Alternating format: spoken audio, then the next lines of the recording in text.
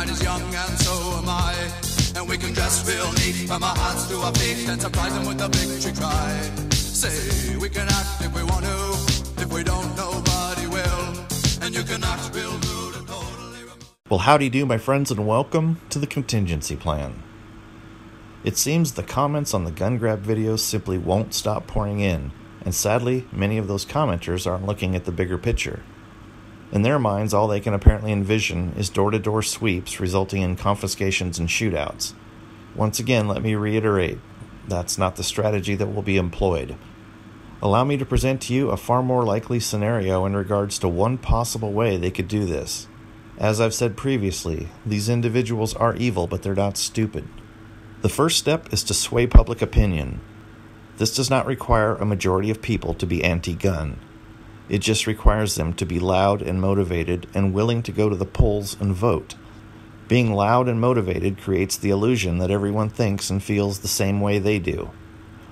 People tend to go along with the herd and for the most part do not like to rock the boat or be viewed as that guy. This won't take as long as you might think.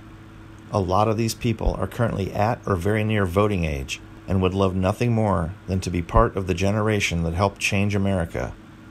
This is done through propaganda, false information, lies, false flags, and the use of iconic figures. Will they eventually grow up and realize how badly they fucked up? Probably, but by then that ship will have sailed.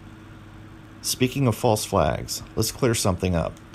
Many people have the wrong understanding of what a false flag actually is. A false flag operation does not mean that nobody died. That's called a hoax, such as in the case of Sandy Hook. A false flag would be more correctly termed a false narrative, meaning it's the story itself and the events and facts leading up to the event that are a deception. People can die in a false flag event, but the information, details, motivation, suspect or suspects, and the overall narrative are a work of fiction used to push an agenda and get the people on board with what comes next. Okay, so very quickly, here's how it can be accomplished. Push a strong voting propaganda campaign stressing the importance of your vote making a difference using celebrities, popular music, and social media aimed at new voters. If you see a strong voting campaign aimed at young people being shoved down their throats, this should get your attention. Next, create emotional victims/heroes and give them a voice. If you see this combined with people pointing out inconsistencies or problems with the official narrative being shut down and vilified, this should get your attention. Lies and disinformation being viewed as truth and fact. If you hear terms on the mainstream media or social media such as fully semi-automatic assault weapon, this should get your attention. Next, legislation starts being passed.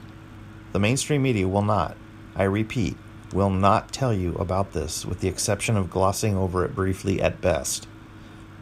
The goal here is an accumulation of small laws that will eventually lead to what for all intents and purposes is a ban on most if not all firearms.